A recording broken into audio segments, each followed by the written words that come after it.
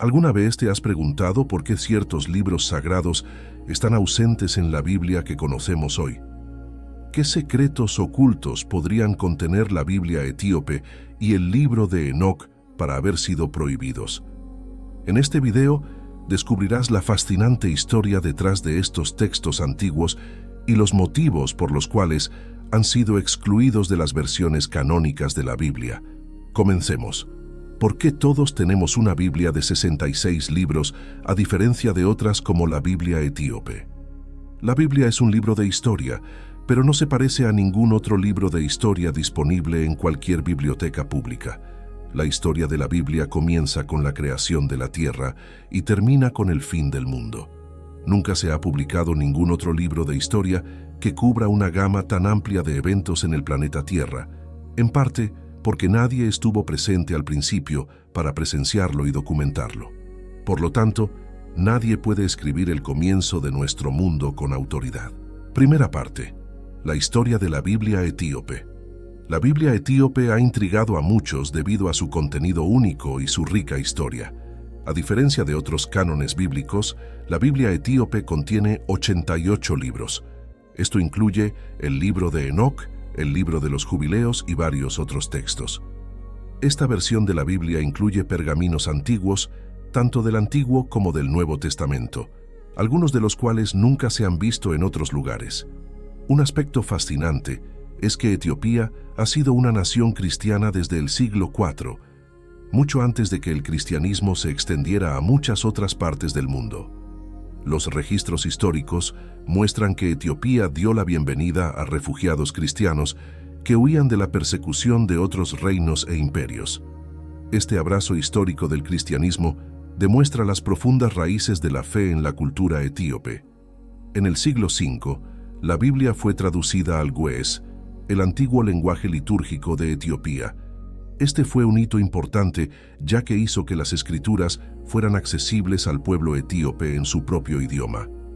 Esto permitió a los fieles interactuar directamente con la palabra de Dios, fomentando una cultura cristiana vibrante y profundamente arraigada, el lugar único de la Biblia etíope en la tradición cristiana. La Biblia etíope tiene una historia y estructura únicas que la distinguen dentro de la tradición cristiana. Contiene textos que no se encuentran en otras Biblias cristianas, los cuales son preservados y reconocidos por la Iglesia Ortodoxa etíope. ¿Por qué se prohibió la Biblia etíope? La formación de la Biblia tal como la conocemos hoy fue un proceso complejo que involucró muchas decisiones sobre qué textos incluir. Los líderes de la Iglesia primitiva se reunieron en concilios como el Concilio de Nicea en 325 después de Cristo y el primer concilio de Constantinopla en 381 después de Cristo para determinar la Biblia oficial.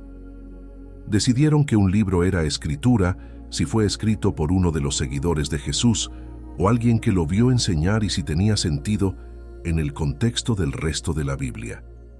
Este proceso llevó a la exclusión de muchos textos, incluidos los que se encuentran en la Biblia etíope. La Biblia dice: toda la escritura es inspirada por Dios y útil para enseñar, para reprender, para corregir y para instruir en la justicia, a fin de que el hombre de Dios sea perfecto, enteramente preparado para toda buena obra. 2 Timoteo 3, 16, 17. A principios del siglo XVII, durante el reinado del rey Jacobo I, hubo una revisión significativa de la Biblia. El rey encargó una nueva traducción para resolver las diferencias religiosas y fortalecer su autoridad. Esta traducción, conocida como la Biblia King James, se convirtió en una de las versiones más accesibles debido a los avances en la impresión. Vale la pena señalar que la Biblia King James, al igual que versiones anteriores como la Vulgata, excluyó algunos libros que se incluyeron en la Biblia etíope. Una de las razones de la oscuridad de la Biblia etíope es su idioma. Está escrita en Ge'ez, una antigua lengua etíope que la hace inaccesible para quienes no la hablan. La falta de traducciones ha limitado aún más su alcance. Además, las prácticas y tradiciones únicas de la Iglesia Ortodoxa etíope han contribuido a su relativo aislamiento de otras denominaciones cristianas. El contenido de la Biblia etíope. Los libros de Enoc, especialmente el primer libro de Enoc, se consideran canónicos en la Biblia etíope. Contiene narrativas extensas sobre ángeles, demonios y los orígenes del pecado. El primer libro de Enoc proporciona un relato detallado de la caída de los ángeles y su interacción con la humanidad. El libro de Enoc es uno de varios libros pseudoepigráficos, es decir, falsamente atribuidos, cuya autoría reclamada no tiene fundamento. El libro bíblico de Judas incluye una cita del libro de Enoc. Esta profecía se origina en el primer libro de Enoc. El hecho de que esté citando con autoridad una obra que no se considera parte del canon plantea algunos problemas aparentes. Judas 14:15 dice: «Fue acerca de estas personas que Enoc, en la séptima generación desde Adán, profetizó cuando dijo: Mira, el Señor vino con miríadas de sus santos para ejecutar juicio sobre todos y para condenar a todos los impíos de todas las obras impías que han hecho de manera impía y de todas las cosas duras y crueles que los pecadores impíos han dicho contra él». Esto no prueba, sin embargo, que el libro de Enoc sea divinamente inspirado o que deba incluirse en el canon de escritos sagrados conocido como la Biblia. No es la única cita en la Biblia que se toma prestada de una fuente que no es en sí misma parte de la Biblia. La cita de Judas es solo un ejemplo.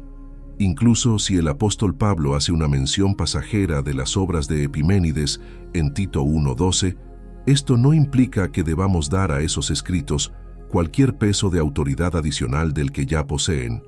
Uno puede hacer el mismo argumento sobre Judas 14:15.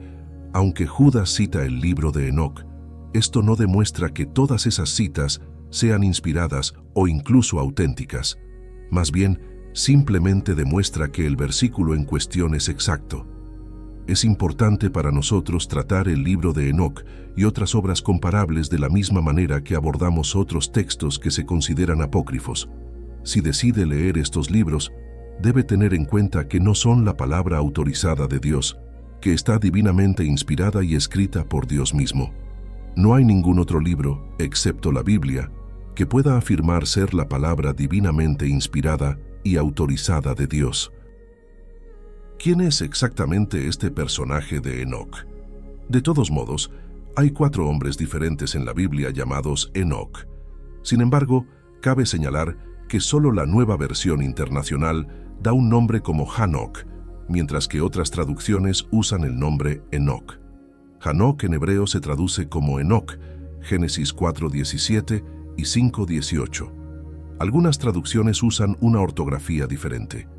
El primer Enoc fue hijo de Caín, el segundo, Enoc, fue hijo de Jared, el tercer Enoc fue hijo de Madián, y el cuarto Enoc fue hijo de Rubén. Dios es capaz de demostrar su enorme poder a través de nosotros de maneras asombrosas. Sin embargo, la pregunta esencial que todos debemos responder es: ¿soy realmente leal y estoy comprometido con Dios de la misma manera que Él está comprometido conmigo? La Biblia describe a una serie de personas cuyas respuestas al amor de Dios por ellos fueron de agradecimiento, devoción inquebrantable y celo intenso. Debido a esto hay muchas demostraciones maravillosas de su enorme poder a través de ellos. Enoc es una de las maneras en que crecemos en el reino y prosperamos en los encuentros directos con Dios, a través de su palabra y del ministerio del Espíritu Santo. Otra manera es seguir cuidadosamente y aprender de aquellos que han avanzado, ya sea históricamente o actualmente vivos. Enoc es una figura notable en la Biblia según nuestro conocimiento bíblico. Su hijo Matusalén fue registrado como el hombre de mayor edad. Judas afirma que Enoc profetiza sobre el Señor, quien traería ira sobre el pueblo en un futuro cercano. Enoc vivió en los días de Noé, cuando había una corrupción moral generalizada. Era conocido por caminar con Dios y profetizar sobre el juicio inminente. Una profecía que no estaba registrada en la Biblia se encuentra en Génesis 5:22-24, donde se dice que Enoc caminó con Dios en una época en la que la mayoría de sus contemporáneos simplemente fueron registrados por su nacimiento y descendencia. Enoc se destaca como un hombre que caminó con Dios. En los libros de historia, Enoc fue presentado como otros, pero a pesar de que no vivió tanto como algunos de los otros hombres, su testimonio es llamativo. Según la Biblia, tuvo una relación cercana con Dios, y cuando llegó el momento de partir de este mundo, Dios simplemente lo llevó sin las etapas tradicionales de la muerte. Su explicación es concisa, pero llena de peso y sustancia. Esto se traduce en algo acerca de que su relación con Dios era completamente pura. Su vida ha proporcionado un modelo para muchas personas a lo largo de diferentes generaciones, ya que nos enseña a vivir para la audiencia de uno. Él nos imparte este conocimiento de una manera sutil, sabiendo que si buscamos una profunda comunión y compañerismo con Dios con todo nuestro corazón, tendremos un nuevo encuentro con Dios como resultado de nuestros esfuerzos. La instancia de Enoc fue el primer rapto que se haya documentado porque Dios simplemente se lo llevó. Es posible que la comunión alcanzara un nivel tan alto que la presencia de Dios simplemente lo envolvió y se lo llevó. Hebreos 11:5-6 dice: Por la fe, Enoc fue llevado para que no viera la muerte, y no fue encontrado porque Dios se lo había llevado. Antes de que lo llevaran tuvo este testimonio de que agradó a Dios. ¿Por qué importa la historia bíblica de Enoc? Podemos ver paralelos entre la historia de Enoc y la historia del Apocalipsis aún por venir. En un mundo malvado, somos llamados a ser justos y a caminar en fe con Dios. Es necesario que usemos nuestro juicio para distinguir entre lo que es verdad y lo que no, tal como lo enseñaron los apóstoles. Inspirándonos en pensadores y poetas no religiosos, también podemos extraer revelaciones divinas de otras obras literarias. Debemos considerar el libro de Enoc y libros similares de la misma manera que consideramos otros escritos apócrifos. Algo de lo que dicen los apócrifos es verdadero y exacto, pero mucho es falso e históricamente inexacto. Al leer estos libros, debemos verlos como documentos históricos interesantes pero falibles, no como la palabra inspirada y autorizada de Dios. La Biblia etíope también contiene el libro de los jubileos, conocido como Pequeño Génesis, que reescribe gran parte del contenido del Génesis con detalles e interpretaciones adicionales. Jubileos proporciona un recuento más elaborado de la creación, la historia de las vidas de las matriarcas y el establecimiento de las leyes y costumbres judías. Este libro ofrece ideas sobre la naturaleza del pecado y el papel de los ángeles en la historia humana. Subraya la importancia de respetar el día de reposo y utiliza un calendario solar, diferente del calendario judío lunar. Divide el tiempo en jubileos, periodos de 49 años, y trata de hacer coincidir las historias bíblicas con su propia línea de tiempo. El libro de Mecán es otro texto único que se encuentra en la Biblia etíope. A diferencia de los macabeos que se encuentran en las Biblias católicas y ortodoxas, el libro de Mecán proporciona narrativas históricas y teológicas distintas.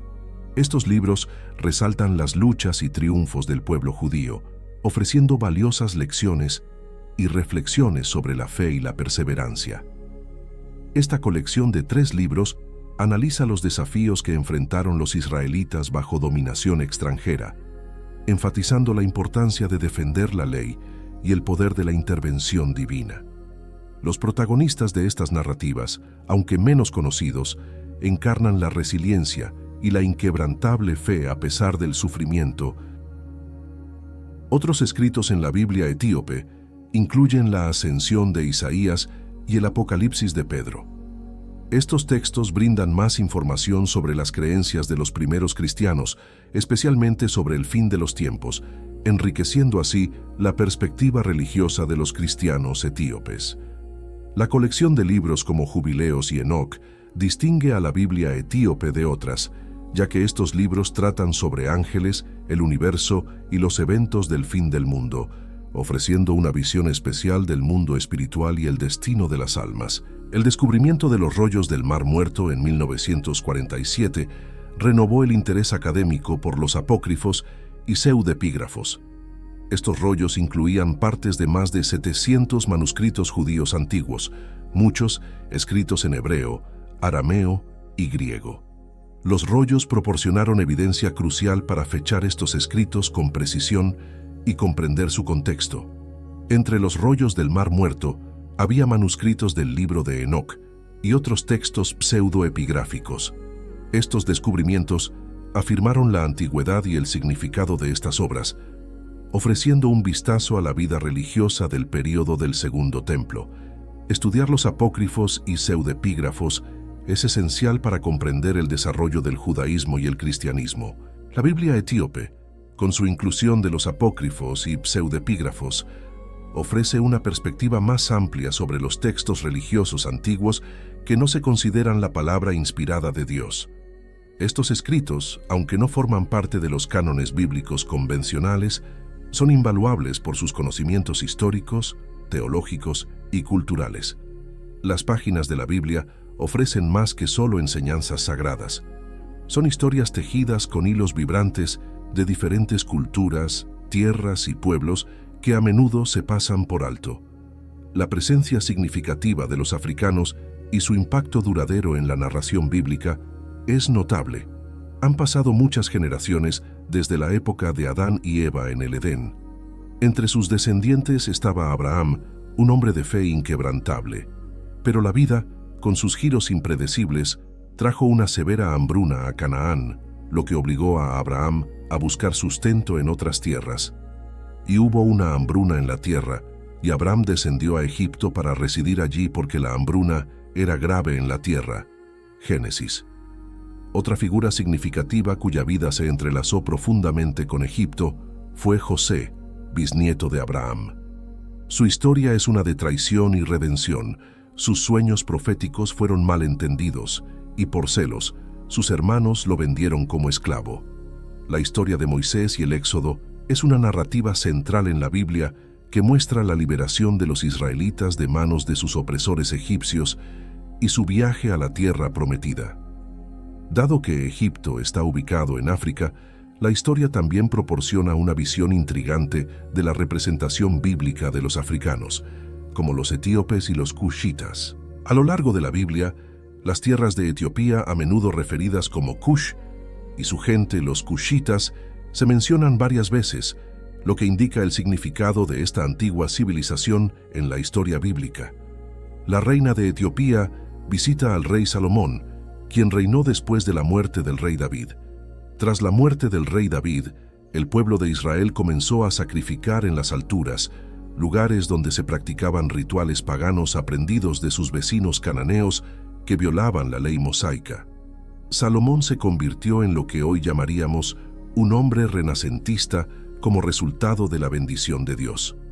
No había ningún tema en el que no poseyera una sabiduría incomparable. Era un autor proverbial, un compositor de canciones e incluso un botánico y zoólogo. Era típico de los reyes enviar emisarios a Salomón.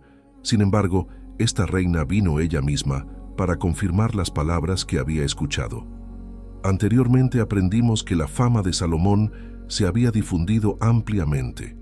La historia de la reina de Saba ejemplifica este punto y también demuestra que Dios estaba bendiciendo a los pueblos del mundo a través de su pueblo, tal como le había prometido a Abraham. La reina de Saba visitó la corte de Salomón. Ella era de un reino árabe en lo que ahora es Yemen.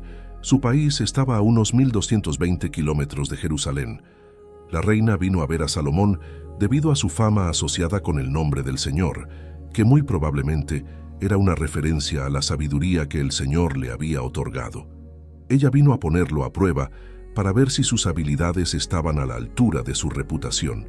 Primero de Reyes 10:1-2 dice que, al llegar a Jerusalén con una caravana muy grande, con camellos que llevaban especias, grandes cantidades de oro y piedras preciosas, vino a Salomón y habló con él sobre todo lo que tenía en mente. Pero la sabiduría y la riqueza de Salomón estaban mucho más allá de su comprensión. Se quedó sin aliento cuando escuchó sus explicaciones y vio su glorioso reino. Primera Reyes 3:5. Salomón respondió todas sus preguntas.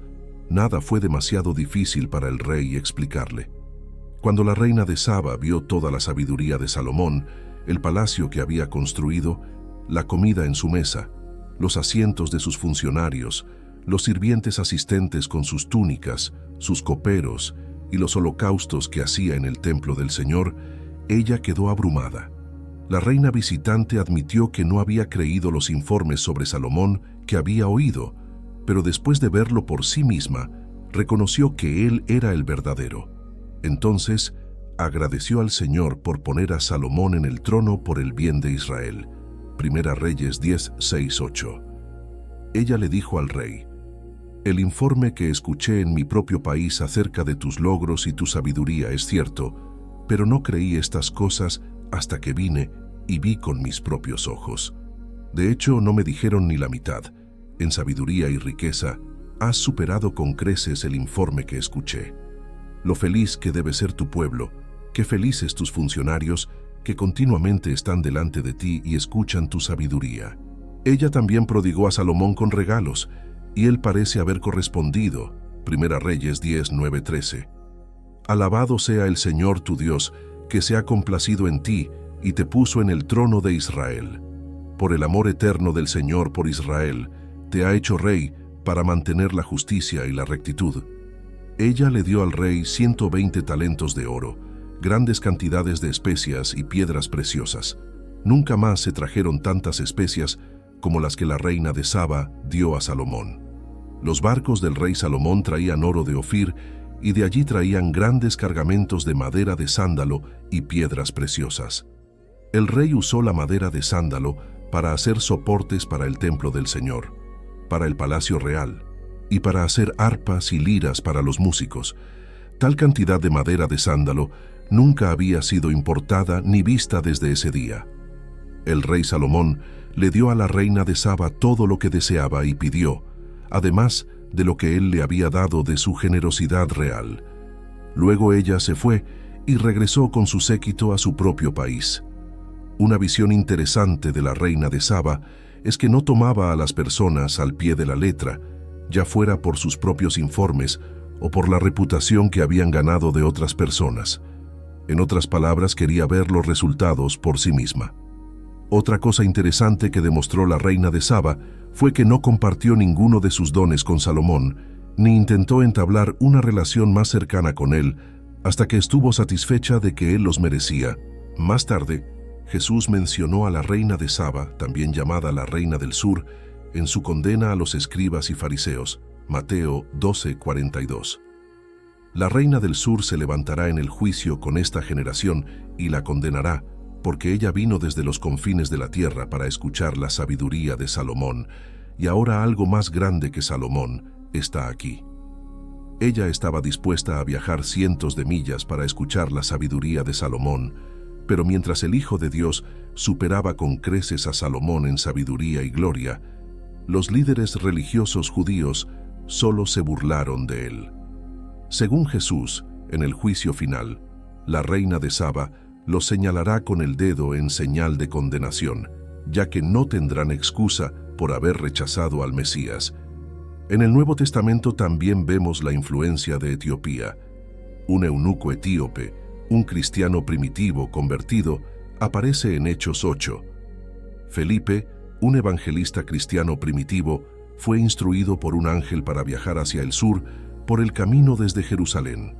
Se encontró con un oficial etíope que era un importante funcionario a cargo del tesoro de la reina etíope. El funcionario estaba leyendo en voz alta el libro de Isaías, desconcertado por un pasaje en particular. Felipe se acercó a él y le preguntó si entendía lo que estaba leyendo. El eunuco respondió: «¿Cómo puedo, a menos que alguien me lo explique?» Hechos 8:31. Felipe entonces explicó el pasaje, revelando cómo señalaba a Jesús. Mientras viajaban, se encontraron con un poco de agua y el eunuco expresó su deseo de ser bautizado.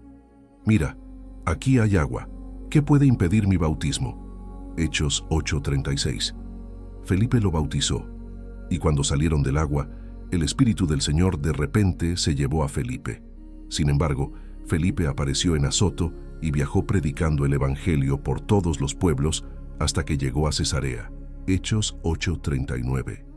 El eunuco, lleno de alegría, continuó su viaje, convirtiéndose en uno de los primeros cristianos conversos registrados de África. ¿Por qué se omitieron algunos libros, mientras otros permanecieron al escribir la Biblia? La Biblia es de vital importancia para la fe cristiana, ya que sirve como fuente de información sobre Dios, quién es y lo que ha hecho por nosotros. Además, revela conocimientos sobre la humanidad, incluida la historia de nuestro carácter y nuestras necesidades espirituales. Asimismo, la Biblia describe el plan de salvación de Dios, que ofrece perdón y renovación para la humanidad en su estado pecaminoso, delinea los estándares de Dios sobre el bien y el mal, y comunica su voluntad para sus creaciones. La fe cristiana está arraigada en la esperanza para el futuro, y la Biblia es indispensable para guiar nuestro camino hacia la eternidad. No se puede subestimar el significado de la Biblia y sus revelaciones. La Biblia es un libro inusual. Fue escrito por unos 40 autores humanos durante un periodo de 1500 años, comenzando con Moisés en el siglo XV a.C. La Biblia fue escrita en dos idiomas principales, hebreo y griego, con algunas porciones del Antiguo Testamento en arameo. El grupo diverso de autores procedía de diversos ámbitos de la vida, incluyendo figuras como Moisés, Josué y profetas de renombre como Samuel, Isaías, Jeremías y Ezequiel. Esto hace que la Biblia sea una obra verdaderamente excepcional e incomparable. Los autores de la Biblia venían de diversos orígenes. Por ejemplo, hubo autores como David, que comenzó como pastor pero luego se convirtió en rey de Israel. Como rey, David escribió muchos de los salmos, proporcionando un rico trasfondo poético para las verdades bíblicas. Otros escritores fueron agricultores, guerreros o pescadores. A pesar de sus diferentes orígenes, todos contribuyeron a la Biblia. La Biblia en sí es única. Contiene una amplia gama de contenidos que incluyen leyes morales y políticas, historia, poesía, profecía y cartas, pero mantiene la continuidad desde el Génesis hasta el Apocalipsis. En la fe cristiana, la unidad de la Biblia se atribuye a la obra del Espíritu Santo, más que a los autores humanos. La dificultad de producir un libro como la Biblia es evidente si se considera que fue escrito por 40 autores diferentes en un lapso de 1500 años. Incluso teniendo acceso a toda la literatura del mundo, sería imposible crear una segunda Biblia idéntica a la original. La Biblia es vista como una producción sobrenatural, distinta de otras obras. Presenta una representación consistente de Dios y el mundo. Aunque algunos de los escritores pudieron haber tenido acceso a otros manuscritos que contienen información histórica, la Biblia no es simplemente una copia de esos libros. El autor seleccionó e incluyó lo que cree que es verdad, lo que resultó en un relato nuevo, único y autorizado de la verdad de Dios. La Biblia es un libro sobrenatural. Sería imposible explicar el origen de la Biblia por otros medios, ya que afirma ser un libro sobrenatural guiado por el Espíritu Santo y respalda sus afirmaciones con los hechos presentados. El contenido de la Biblia indica que es de origen sobrenatural, porque contiene revelaciones más allá del conocimiento humano. También proporciona la perspectiva de Dios sobre la actividad humana e historia que solo puede ser conocida a través de la revelación divina. La Biblia no solo es sobrenatural en su origen, sino también en su verdad. Trata temas como la salvación, el perdón, la justicia, la restauración espiritual y la esperanza para la eternidad. La escritura del Apocalipsis se extiende desde la eternidad pasada hasta la eternidad futura, lo que obviamente requiere revelación divina. Querida comunidad, gracias por acompañarnos en nuestro video sobre ¿por qué se prohibió el libro de Enoc y la Biblia etíope? Fue un honor explorar estos temas con ustedes. Su apoyo y participación nos motivan a seguir investigando y compartiendo más contenido fascinante. Gracias por formar parte de nuestra comunidad. Que Dios te bendiga y te proteja siempre. Con gratitud. Ecos de la Biblia.